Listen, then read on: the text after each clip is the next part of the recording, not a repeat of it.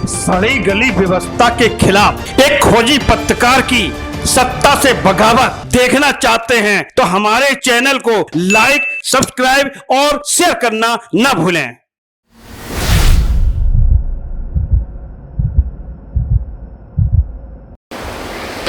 नमस्कार, मैं अनु गुप्ता, आप देख रहे हैं दृष्टांत न्यूज।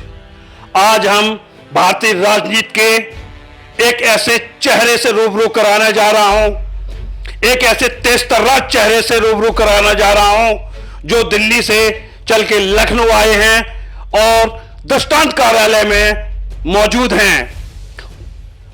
संजय अग्रवाल जी जो भारतीय स्वदेशी कांग्रेस के राष्ट्रीय अध्यक्ष हैं, एक ऐसे तेज तर्रार युवा नेता हैं जिनके अंदर इस बात का मादा है, विपरीत परिस्थितियों में राजनीति की दिशा को मोड़ने का मादा रखते हैं। हम उनसे जानना चाहेंगे, अभी हाल ही में 2022 के चुनाव विधानसभा के उत्तर प्रदेश में हुए हैं। भारतीय जनता पार्टी को बहुमत मिला है, बढ़ के बहुमत मिला है, आशा के विपरीत बहुमत मिला है। ऐसी परिस्थितियों में अपनी पार्टी को वो किस तरीके से, किस दिशा में ले जाना चाहते हैं, कितनी सफलता की आकांक्षाएं पाल रखी हैं, उनसे हम जानना चाहते हैं। संजय अग्रवाल जी, दृष्टांत कार्यालय में आपका बहुत बहुत स्वागत है। 2022 के अभी विधानसभा चुनाव हुए हैं,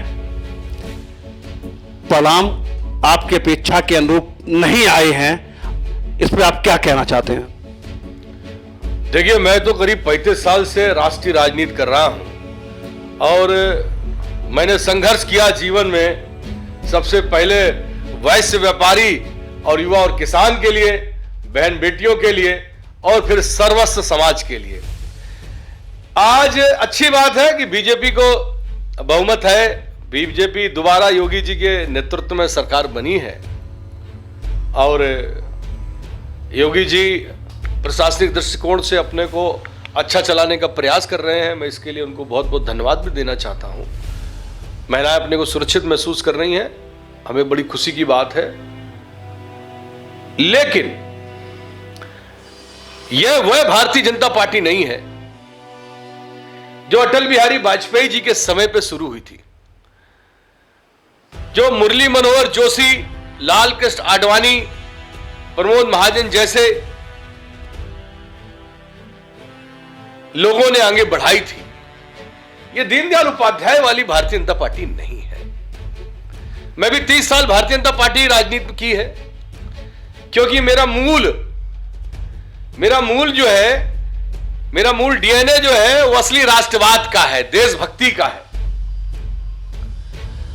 अगर ये लोगों ने वर्तमान जो आज की भाजपा है ये मिक्स्ड हो चुकी है, तो कल की भाजपा, आज की भाजपा में आप क्या अंतर महसूस कर रहे हैं?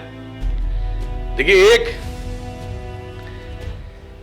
एक विचारधारा का खून होता है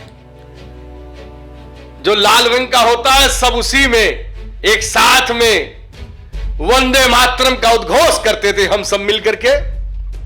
लेकिन आज जो लोग भाजपा को गाली देते थे, जो आरएसएस को गाली देते थे, वही लोग भाजपा के अंदर आज मंत्री बनकर के बैठे हैं। मिक्स हो गया, प्योरिटी नहीं रही। बाकी आज उनकी सरकार है। आज हमने भारतीय स्वदेशी कांग्रेस बनाई, लेकिन हम ये कह सकते हैं कि राष्ट्रवाद, प्रखर रूप से स्वदेशी विचारधारा का प्रतीक है ये भाई संजय अग्रवाल और ये भारतीय स्वदेशी कांग्रेस। राष्ट्रवाद का इस समय पूरे देश के अंदर जो मुख्य चेहरा है वो बुलडोजर हो चुका है। जहां पे बुलडोजर चलेगा वहां पे लोगों को राष्ट्रवाद नजर आ रहा है और उसमें लग रहा है मुझे कहीं ना कहीं आम जनमानस की मौन स्वीकृति भी है। देखिए, कभी भी विध्वंसक होने से, नकारात्मक होने से प्रखर राष्ट्रवाद नहीं होता है। सफलता तो बुलडोजर पे मिल रही है ना, सफलता बुलडोजर पे मिल रही है और लोकतंत्र में, राजनीति में अनगढ़ का बहुत बड़ा योगदान है। अगर विनाश की राजनीति, विध्वंसक की राजनीति देश में खुशहाली ला सकती, देश में सकारात्मकता ला सकती। आपको मैं थोड़ा सा संज्ञान देना चाहूंगा भगवान श्री रामचंद्र जी का, जिसके हम लोग अनन्य भक्त हैं, और श्री राम मंदिर निर्माण में आपके भाई संजय अग्रवाल जैसे लोगों की प्रखर मुखर भागीदारी रही थी। जो आज शासन कर रहे हैं वो लोग शायद उस समय नहीं मौजूद थे। हां, शिलान्यास के समय जो अभी किया गया नया, जरूर लोगों ने वाहवाही लूटी है। विनाश अगर खुशहाली या देश को आगे बढ़ाने वाला होता तो भगवान श्री राम ने संधि करने के लिए रावण जैसे महाअत्याचारी को पास भगवान बजरंगबली को नहीं भेजा होता। तो यहाँ पे वर्तमान जो सत्ता है, जो सरकार है, इसमें रावण की भूमिका में कौन नजर आ रहा आपको? देखिए क्या होता है, जब सफलता चलती है चारों तरफ और जब घोर कलयुग हो तो लोग तो सफलता के पीछे भागने लगते हैं। आप जैसे प्रखर नेता, टंके की चोट पे अपनी बात कहने वाले नेता, इस बात के लिए कहीं परहेज नहीं करेंगे कि वर्तमान में जनमानस के अंदर रावण की भूमिका में कौन है? ये जनता को अपना राम और अपना रावण स्वयं तय करना पड़ेगा। नहीं, जनता ने तो तय कर दिया। जनता तो इतनी बहुमत के साथ, इतनी बड़ी संख्या में बहुमत दे रही है, तो हम उसे रावण की संज्ञा कैसे दे सकते हैं? लोकतंत्र में, डेमोक्रेटिक सिस्टम में जनता सर्वोपरि है और जनता दे रही है बहुमत, तो हम कैसे कह सकते हैं कि रावण पे मोहर लग रही है? देखिए क्या होता है, एक समय ऐसा होता है जीवन काल में जब आदमी भूखा होता है, जब आदमी इतना भूखा होता है कि लगता है उसको कि अगर उसकी भूख शांत नहीं हुई, उसका पेट, उसके बच्चों का पालन पोषण नहीं शांत हुआ, तो वो बर्बादी से भी ज्यादा बड़ी बर्बादी की तरफ बढ़ जाएगा। तो ऐसे समय में क्या होता है, जो उसकी भूख है वही रावण की भूमिका में आ जाती है, और उस भूख को शांत करने के लिए उसको जो खाना देता है वो ना चाहते हुए भी उसके संरक्षण में, उसके समर्पण में चला जाता है। तो ये सब चीजें जो है, आज देश में जो सबसे बड़ा संकट है वो आर्थिक संकट है।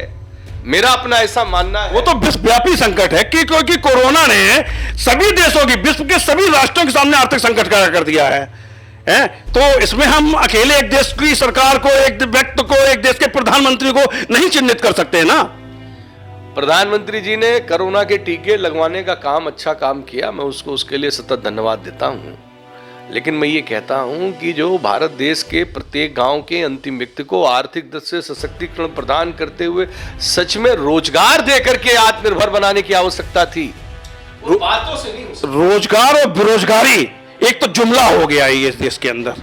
जिस बच्चे के अंदर प्रतिभा है वो अंधेरे में भी रोशनी का उजाला करता है, और कर रहे हैं। बहुत गरीब वर्ग के बच्चे बहुत अच्छे परफॉर्मेंस दे रहे हैं, और जो नकारा है वो बेरोजगारी की भीड़ बन के लाइन में खड़े हो जाए, हमें रोजगार नहीं मिल रहा है, तो ये प्रधानमंत्री जी तो नहीं उसको प्रतिभा देने आएंगे।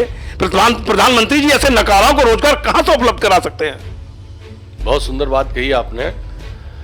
हमारे देश के प्रधानमंत्री सच में बहुत ज़्यादा अत्यधिक मेहनत कर रहे हैं, अच्छा प्रयास कर रहे हैं, अच्छा कार्य कर रहे हैं, और आज देश को रोज़ नई नई चीज़ देने के लिए अत्यंत उनकी टीम भी ढूंढ के लाती है कि कैसे अच्छी अच्छी बातें हमारे प्रधानमंत्री कर पाएँ। मैं उनको भी सतत धन्यवाद देता हूं, अपने आदरणीय प्रधानमंत्री नरेंद्र भाई मोदी जी को। लेकिन मैं ये जरूर कहना चाहता हूं कि नरेंद्र भाई मोदी जी, आप देश के सच्चे अच्छे स्वयंसेवक हैं। आप देश के वह व्यक्ति हैं जो पूरे भारत देश को अंतर्राष्ट्रीय स्तर पे सम्मान दिला रहे हैं। लेकिन दुर्भाग्य से आपके पास आदरणीय प्रधानमंत्री जी, मुझे कहते हुए कतई गुरेज नहीं है कि आपके पास जो टीम चाहिए थी, जो देश की उन्नत प्रतिभा, जो देश के वो अच्छे एग्जीक्यूटर्स की, जो देश के अच्छे प्रशासन करने वाले की, जो देश को टेक्नोलॉजी से अच्छा करने वाली की, और जो सच में देश को, जैसे कि मैंने पहले हमेशा आपको एक फार्मूला दिया है, हजारों लाखों बार दिया, जब मैंने कहा आत्मनिर्भर भारत का निर्माण हो, और मैंने आपको 91 में भी मैंने कहा था घर घर व्यापार, हर घर व्यापार, घर घर उद्योग, हर घर उद्योग। इसका क्रियान्वयन करिए ना आदरणीय प्रधानमंत्री जी, ये संजय अग्रवाल जान लगा देगा आपके लिए।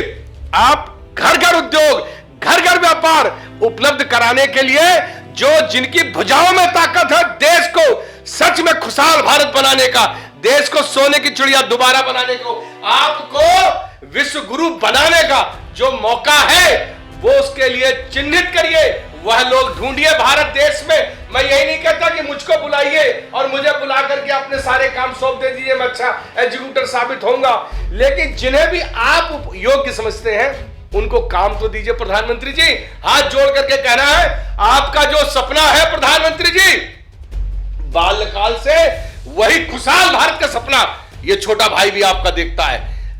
आप जितने अच्छे काम कर रहे हैं उनके लिए प्रधानमंत्री जी मैं अपनी जान देने के लिए सदा खड़ा हूं, अपने सर्वस्व सौंपने के लिए आपके साथ खड़ा हूं, लेकिन गलत कामों का मैं हमेशा विरोधी रहा हूं, विनाश का मैं हमेशा विरोधी रहा हूं। सारे सकारात्मक आपके जितने काम थे उसके लिए मैं आपके ऊपर आज भी गौरव करता हूं, कल भी करता था, और विरोधी पार्टी चला रहा हूं भारतीय स्वदेशी कांग्रेस।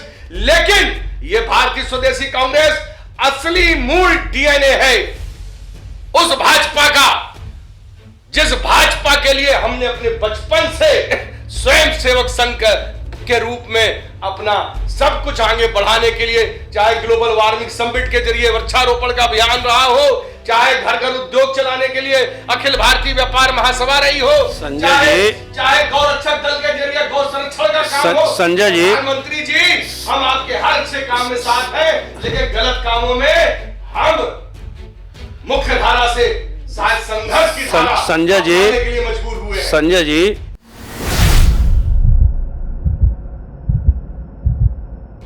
135 करोड़ का देश है, 2.5 साल से अंतरराष्ट्रीय कोरोना का संकट का सामना कर रहा है, उसके बावजूद भी सरकारी कोष से घर घर अनाज जा रहा है, सरकारी कोष से हर व्यक्ति को फ्री वैक्सीन लगाई जा रही है, फिर भी देश के प्रधानमंत्री की आलोचना, देश की सरकार की आलोचना, ये कुछ समझ में नहीं आया। मीठा मीठा गप, कड़वा कड़वा थू, ये एक साथ कैसे चलेगा भाई? मैं प्रधानमंत्री जी का कतई आलोचक नहीं हूं। भाई आप बताइए, 135 करोड़ का देश को, उस वर्ग को घर घर अनाज जा रहा है जहां पे भूख से लोग असंख्य लोग मर सकते थे, जहां पे तीसरी लहर आने पे अगर वैक्सीन न लगी होती असंख्य लोग मौत के द्वार जा सकते थे। प्रधानमंत्री के ये इस सरकार के, देश की सरकार के ये 2 बहुत बड़े कार्यक्रम हुए हैं, फिर भी सरकार की आलोचना। ऐसा नहीं है, आपने गरीबों को खाना दिया, ठीक है, लेकिन वो आलसी मत बनाइए उनको। अरे भाई, ऐसे कोरोना संकट में जहां पे बाहर निकलना, मौत को दावत देना है, घर में बैठ के कौन सा रोजगार मिल रहा था? कौन सा रोजगार के लिए आदमी निकलता? अगर ऐसे समय पे अनाज नहीं दिया जाता तो लोग भूख से मर जाते, कोरोना से कम मरते, भूख से अधिक मौतें होती। चलिए, आपने जो दिया उसका स्वागत है, लेकिन जो व्यापारी जिनकी दुकानें बंद थी, जो बैंक के अपने किस्तें नहीं अदा कर पाए, जीएसटी के टैक्सेशन नहीं जमा कर पाए, उन व्यापारियों के लिए कौन कहेगा? ये कोरोना कोई मोदी जी ने तो बुलाया नहीं, मोदी जी ने क्रिएट तो किया नहीं, ये अंतरराष्ट्रीय आपदा थी, और अंतरराष्ट्रीय आपदा में देश के हर नागरिक को सैनिक बनना पड़ता है, सैनिक बनना पड़ता है, और सबको उसका सामना करना पड़ता है उस संकट का। प्रधानमंत्री सर्व समाज के लिए होते हैं, प्रधानमंत्री आपके देश के अंतिम व्यक्ति तक के लिए होते हैं। क्या जरूरत पड़ गई भारत देश को असंगठित क्षेत्र से संगठित क्षेत्र में एक लेआउट में मेरे किसानों को बदलने की? क्या आवश्यकता पड़ गई? बिचौलिए घुस चुके थे, उस लेआउट में बिचौलिए घुस चुके थे, किसानों का मूल पैसा नहीं मिलता था, किसानों के खेत से किसानों का मूल जो उसकी लागत होती थी, जो उसका प्रॉफिट होता था, वो बिचौलिए खा जाते थे, इसके लिए ऐसा बिल लाना पड़ रहा था। नहीं, आप कोऑपरेटिव्स को बढ़ाइए, आप सरकार सीधी खरीद किसानों से करे, रिजर्व प्राइस तय करके। कॉर्पोरेट की आवश्यकता नहीं है, निजीकरण की आवश्यकता नहीं है। भारतीय स्वदेशी कांग्रेस की आगामी योजनाएं क्या हैं? भारतीय स्वदेशी कांग्रेस में पहले दिन से कहता रहा हूं, भारत देश के अंदर स्वदेशी स्वराष्ट्र की स्थापना करना चाहती है। भारत देश के प्रत्येक गांव के अंतिम व्यक्ति को आर्थिक दृष्टि से सशक्तिकरण करते हुए उसको रोजगार मुहैया कराना चाहती है। हम संजय अग्रवाल वो पहले व्यक्ति है, नकल तो हजारों। क्या लेआउट है आपके सामने, क्या योजना है आपके सामने? वो आप मीडिया के सामने वो अपनी योजना लेके आइए ना कि हमारे पास ये फार्मूला है, ये फार्मूला है हमारे पास। मेरे पास पूरा फार्मूला है, तभी मैंने रोजगार गारंटी विधेयक मैंने कहा था कि हमारी सरकार बनेगी, जनता तक हमारी साथ अगर मीडिया ने ढंग से दिया होता और हमारी बात जनता तक ढंग से पहुंच जाती तो सच में हम वो साबित कर देते। हम पहली बार कहे कि रोजगार गारंटी विधेयक लगाएंगे, ये देश में किसी ने नहीं कहा, सबसे पहले संजय अग्रवाल ने कहा। संजय अग्रवाल ने कहा कि रोजगार देकर के आत्मनिर्भर भारत बनाएंगे। मैं गारंटी करता हूं, प्रधानमंत्री जी मुझे मौका दीजिए, मैं आपको 50 लाख एसएमई और स्टार्टअप, 50 लाख एसएमई और स्टार्टअप 5 साल के लक्ष्य में जिस दिन मुझे मौका मिलेगा मैं इस भारत देश से पूरा करके दिखाऊंगा। मेरे पास तो आप थे संजय अग्रवाल जी, भारतीय स्वदेशी कांग्रेस के राष्ट्रीय अध्यक्ष, और आप इस बात का भरोसा दिला रहे हैं, कह रहे हैं कि मुझे जब भी मौका मिलेगा हम इन बिंदुओं पे काम करके दिखाएंगे और जनता को, युवाओं को अपने पैरों पे खड़ा होकर उनको मजबूत बनाने में कोशिश करेंगे। दृष्टांत न्यूज से मैं अनु गुप्ता।